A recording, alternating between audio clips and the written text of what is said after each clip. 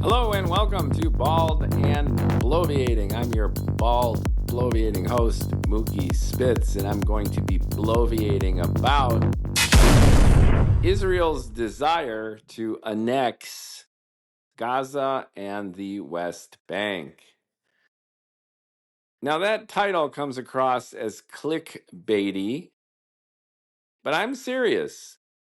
And to me, that goal seems obvious based on the behavior of the Israeli government, especially over the last 6 months since I recorded the first podcast in this series, when Trump announced that the U.S. would be taking over the Gaza Strip and will turn it into the Riviera of the Middle East. Not only had Trump assigned Mike Huckabee to be ambassador from the U.S. to Israel, a Christian evangelical who said out loud that the West Bank should be in Israel's hands.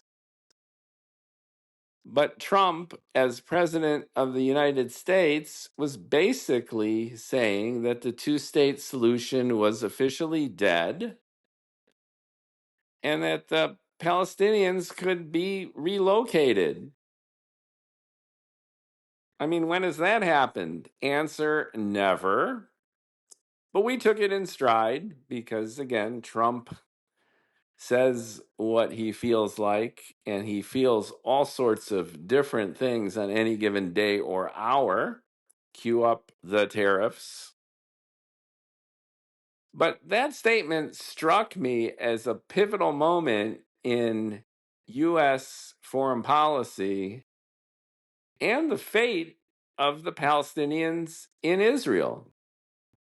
Now, fast forward 6 months since he said that, since my first episode in this series, and the Israelis are starving out the Gazan population. They are demolishing buildings in the Gaza Strip.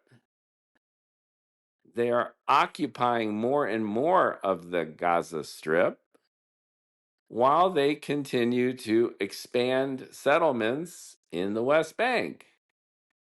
Now, why are they doing that?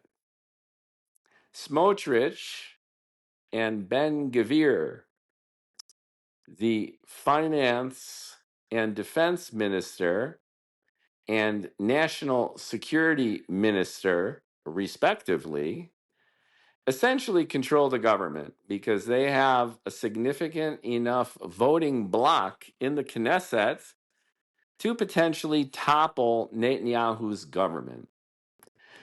So it's been well documented that Netanyahu has taken personally fairly moderate positions when compared to these two, but he has been struck down over and over again because he knows if he doesn't listen to the dictates of these two right-wing extremist politicians, then Netanyahu will lose his job. And Netanyahu now is under investigation for corruption to the extent there's a high probability that he will be prosecuted and do some jail time. So Netanyahu is in the unique position, maybe not that unique because our own Donald Trump was presumably in that position too, of either being prime minister of the state of Israel or in jail in the state of Israel. So that's meant he has bowed before the most extreme elements of Israeli ideology. And both these individuals, Smotrich and Ben-Gvir, like Mike Huckabee, have vocalized the desire to fulfill the goal of Israel becoming a singular and unified country. Now, I need to repeat that because I think that adds clarity, brings transparency to the confusing headlines and media mess surrounding what's going on in Israel vis-a-vis Gaza and the West Bank. Once again, the express desire for Israel to become a singular and unified country. No two-state solution, and for that matter, depopulate Gaza and the West Bank of Palestinians. Get rid of them. Now that sounds extreme, but Smotrich was an outlaw in Israel. He was seen as an air quote terrorist element only 5 or so years ago. Look it up. Both of them, Smotrich and Ben-Gvir, represent what? I'll repeat for the third time. An element of the Israeli population that want a singular and unified Israel brought about by expelling the Palestinians from the Gaza Strip and the West Bank. That's what they want. How do I know this? Because they've said it out loud. Because they have, these two politicians, dedicated their life's work to making exactly that happen. So fast forward to right now. Why does war continue in the Gaza Strip? Because Netanyahu wants it to. Why does he want it to? Because Smotrich and Ben-Gvir want him to want it. And why do they want it? Because they want Israel to be a singular and unified country devoid of Palestinians. And the way to go about that is to make conditions in Gaza unlivable. Repeat, the way the current Israeli government sees accomplishing their goal is by making Gaza unlivable for Palestinians. They're doing a pretty good job. To the point where even Trump publicly just announced, reinforced by Marjorie Taylor Greene of all people, that the IDF, the Israeli Defense Forces, are starving the population of Gaza. But what's missing here is the subtext. Everyone keeps talking about the hostages. Apparently, there are 20 Israeli hostages who are still alive. That could very well be true. But what isn't true is that their lives warrant any kind of negotiation or compromise with not only Hamas, but the reality of a Palestinian Gaza. And why do I say that? Because the leadership of Israel want a singular and unified country, and they want the Palestinians out. So everything makes sense. The brutality, the continued war of attrition, the starving out of the Palestinian population, and what the media is not reporting, the chaos and bedlam and vigilantism that's going on in the West Bank as Israeli settlements continue to expand at their fastest rate ever. And Smotrich, who is head of finance and defense, controls the purse strings to make that happen. Now, in the spirit of transparency, as I mentioned in my first episode too here, I'm Jewish. I'm an American Jew. I'm a first generation Hungarian American Jewish person. I grew up with the religion and the tradition, and we were taught two things as American Jews growing up in the 70s. I'm a cusp boomer, Gen Xer. We were taught that American liberalism was the way to run a society. American Jews have tended to be Democrats for generations, but they also have been ardent, unconditional supporters of Israel, self-proclaimed Zionists. They believe not only that Israel has the right to exist and defend itself, but assert that Israel is existing and defending itself and we should help them out. And there was little to no contradiction in supporting Israel in this fashion and believing in American liberalism and humanism. These were a priori and coexistent, with the added belief that the Israeli government and the American government, in lockstep, were pursuing that mythical two-state solution to eventually, air quote, bring peace. Now, what Trump did in his first administration was to acknowledge the absurdity of making any progress for peace in the Middle East by trying to appease all parties. Classic Trumpian style, they followed the power and they followed the money. They forged the Abrahamic Accords, which became the first treaty between Israel and Arab countries. Israel and Saudi Arabia, UAE, Bahrain.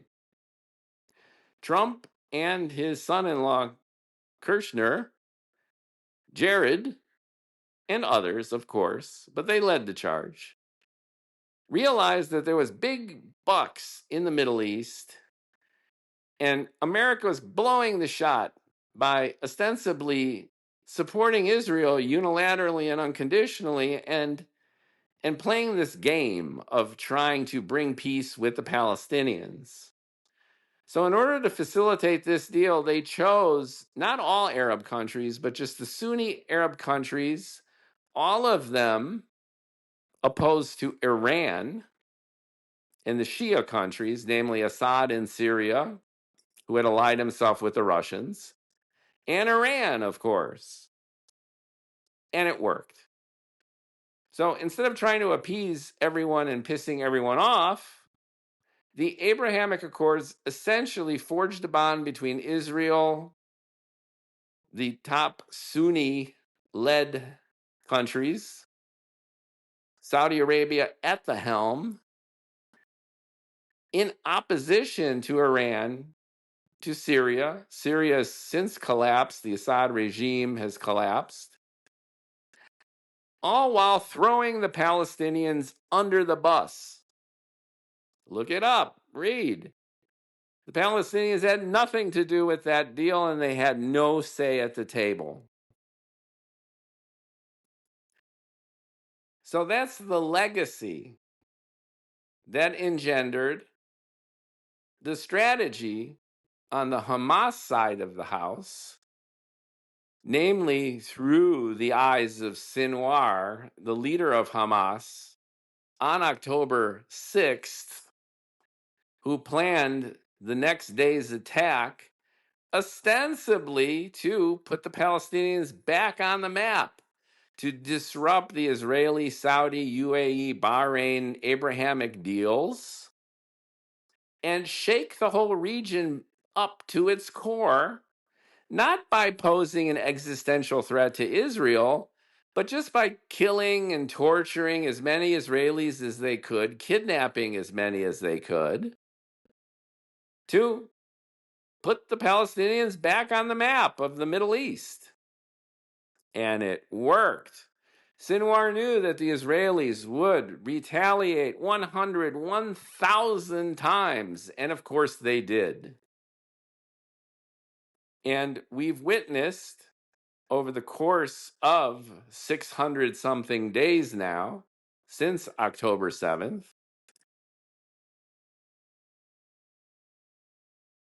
2 years ago, nearly 2 years ago, of endless fighting and war. But here's what Sinwar did not factor in. He thought that Hezbollah in the north, in southern Lebanon, would attack Israel in solidarity. He thought that the Houthis in Yemen would similarly make their move. And he felt that Iran would have no choice but to further back up their proxies and pin Israel against the wall and use the October 7th spark to create an explosion that would lead to the Palestinians getting what they wanted finally. But it all backfired. It backfired because the lion woke up and crushed Hamas, which is not surprising, by leveling half of Gaza. But they also decimated Hezbollah in the famous walkie-talkie and radio attack of their senior leadership, coupled with the biggest concentrated AI-led bombing campaign since World War II in southern Lebanon to take out as many of the rocket launchers as they could, as much of the Hezbollah infrastructure and leadership as they could. And the Americans got involved, bombing the Houthis. And then we all know what happened recently with Israel going full bore against Iran in a 12-day concentrated effort, capped off by American bombers attacking the nuclear sites, and doing so pretty much with impunity. No meaningful retaliation from Iran. So these have been the headlines. But the reason they're relevant for my opening statement that Israel wants to annex Gaza and the West Bank, because Israel is in the best position to do exactly that in their entire history. Israel has neutralized Hamas, Hezbollah, the Houthis are no big threat, and most significantly, Iran was stripped naked in terms of their defense capacity and pretty much their offensive capacity, and they did not retaliate by blocking the Strait of Hormuz, attacking Saudi oil fields, ratcheting up a barrel of oil to 150, $200. They did none of that. Oil flows. Iran is enduring a drought like never before. They don't have running water in Tehran. Their economy is a mess.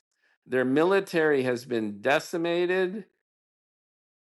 They have been on a campaign of retribution internally. Hundreds, if not thousands, of people have been executed since the 12-day Israeli American Iranian mini war. And Netanyahu and his buddies, Smotrich and Ben-Gvir, are more powerful now than ever before. And what's also significant is the Israeli population. They're over it.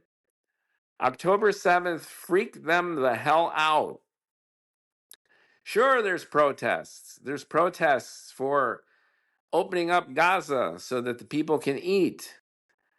Israelis are still reading Haaretz newspaper. There are liberals, there are progressives in, or their equivalent in Israel. Of course there are. Ironically enough, many of the kibbutzim victims of the October 7th attack were exactly these type of Pollyanna, progressive, hippie Jews who believed in the two-state solution and wanted to help the Palestinians out. Tens of thousands, hundreds of thousands of Israelis want peace, and they want to reorient the country back toward a two-state solution.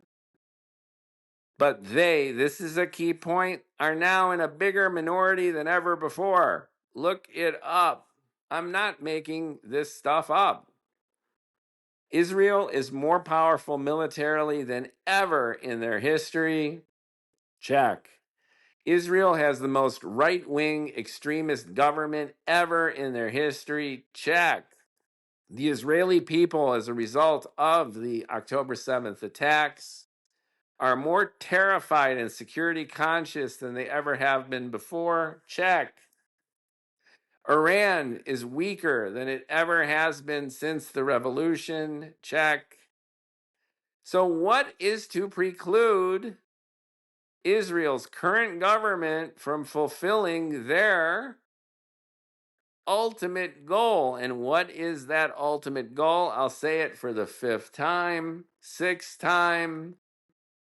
Israel wants to be a singular and unified country, which demands that Gaza and West Bank be annexed and the Palestinian populations be removed. This, to me, is the logical, inevitable, and obvious motivation of everything we're seeing from the Israeli government, and for all of these reasons. That's the immediate historical context. That's the rationale, and that is their crystal clear objectives. Now, add to all of this a fairly sympathetic, if mercurial, American president. Donald Trump is pro Israel, a priori.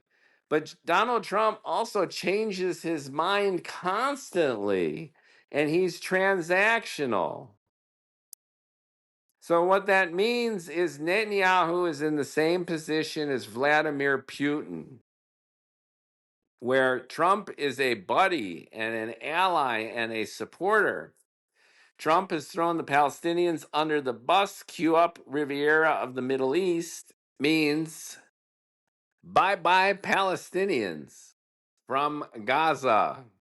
And he even said it as part of that rant. Relocate them to Egypt, Jordan, anyone, anywhere who will take them.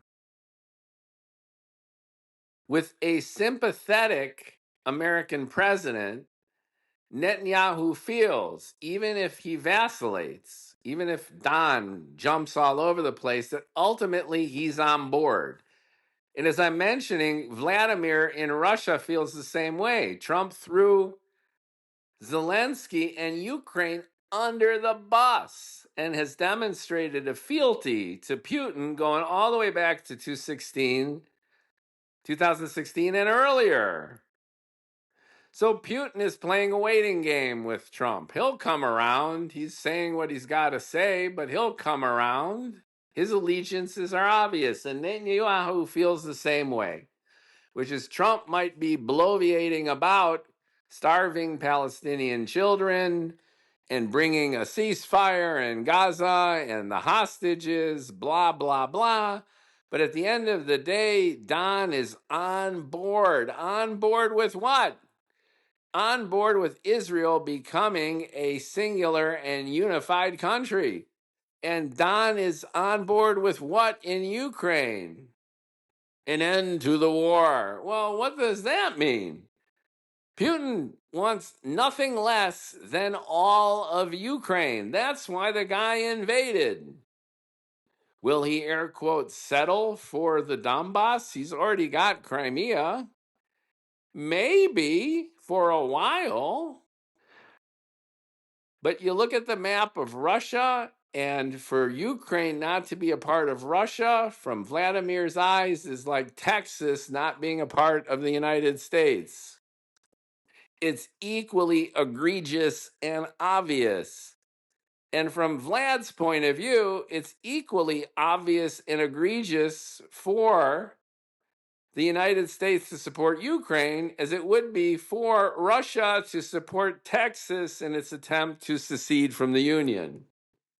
Now, I'm not agreeing with any of this. I'm merely analyzing the obvious that I see in the day's news.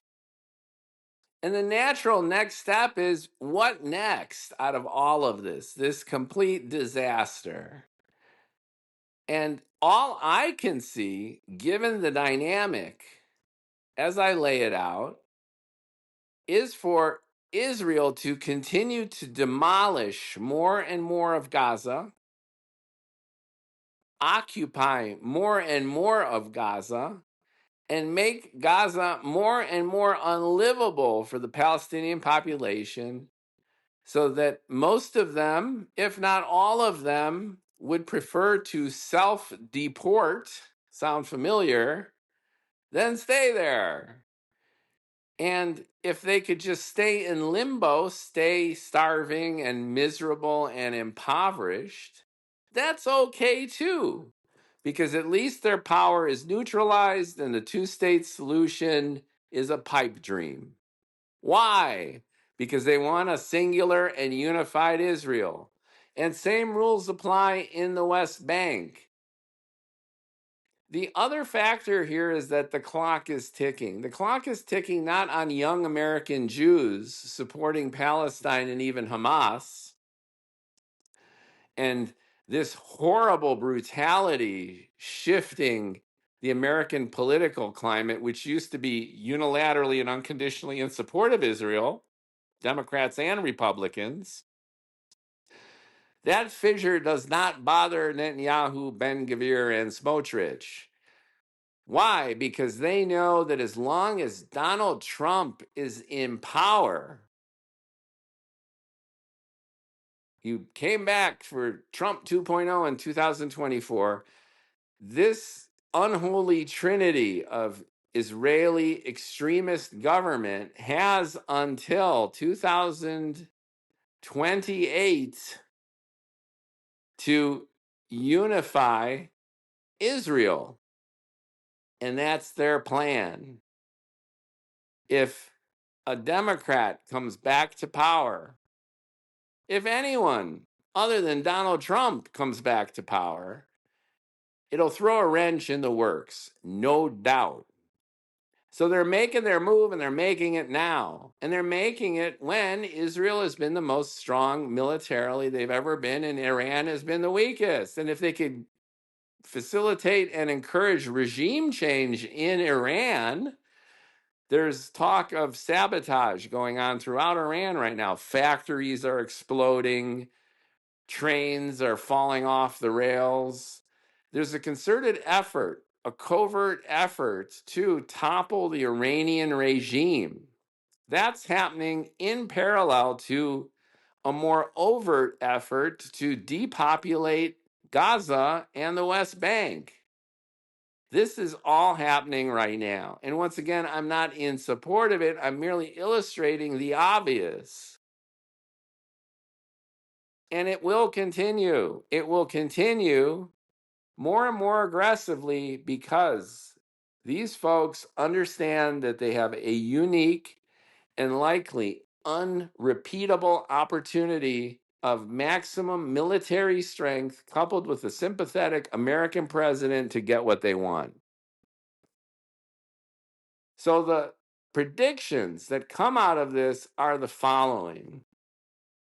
Maybe a ceasefire in Gaza, but it will be short-lived. Maybe relief of the starvation there, but that will also be short-lived. The screws on Gaza will be relentless and turning for as long as Trump is in power and Netanyahu is in power. And the same rules apply in the West Bank. And don't be surprised if the Israeli military makes another move against Iran, and soon. And they will do their best to bring about regime change in Iran. I don't think they'll be able to pull it off. It's got to be internal. But they will do their best. And Trump will continue to oscillate. Public opinion will rise in terms of national and even global outrage. But Trump will always, always, always fall back into his his baseline position, which is it's all about the money, honey, and it's Saudi Arabia and Israel. Now, the X factor in all of this, and I'll cap my rant with this, is Saudi Arabia and the Arab street, who do not like what's going on in Gaza. And they know exactly what I'm talking about in terms of the natural trajectory of this. I don't think their senior leadership care about the Palestinians, but their senior leadership does care about what their populations think about the Palestinians and their support. And that's going to be a problem. The Saudis need to keep their home front calm, and they don't need their populations agitated by Israeli brutality in Gaza and the West Bank. They've been tolerating it, the senior leadership, because they've got bigger objectives. US, Israel, AI, video games, golf, a world and economy beyond oil. That's MBS's goal. But the natives are restless. The big X factor here are the native populations, the Sunni Arab populations who are outraged by Israel's actions, especially in Gaza. And this is a pressure point that the press is not really delving into. And I have a feeling that that will be important. That will be very important to somehow get this scenario that I've outlined in better balance. And by that, I mean the Palestinians cannot be removed from Gaza, even if Netanyahu and especially Smotrich and Ben-Gvir and their minions want exactly that. And somehow there needs to be a rebuilding and revitalization of Gaza with a new kind of Palestinian oversight. The idea of some kind of international or even better Arab coalition who will help govern Gaza, to me, seems like a possible out, a way out of this mess. But right now, they don't want to touch it with a 10-foot pole, and the Palestinians themselves are divided. You've got a boss of the Palestinian Authority who is old and decrepit and corrupt in the West Bank. You've had a fissure between the Palestinian Authority and Hamas, which was encouraged by Netanyahu himself, who allowed hundreds of millions in cash, in briefcases, to go from Qatar to Hamas with his okay before October 7th. The same Netanyahu who ignored the warning signs of October 7th brewing, and the same Netanyahu who shifted border security from Gaza Strip to the West Bank to, air quote, protect settlers who are busy taking more and more land in the West Bank. A fragmented and fissured Palestinian tribe was something Netanyahu loved until Sinwar decided to launch the attacks, the decimating attacks of October 7th. That backfired. But the fissure within the Palestinian community remains. There's a complete lack of leadership there. And until the Palestinians can figure it out, the rest of the Arab street doesn't want to touch it with a 10-foot pole. And there we have this incredible and arduous and agonizing limbo. And it will remain such if Netanyahu and his minions have their way, because it's in their best interest to Gaza either be in chaos or be taken over by Israel. And all that seems obvious to me. So look out for what Saudi Arabia might be able to influence.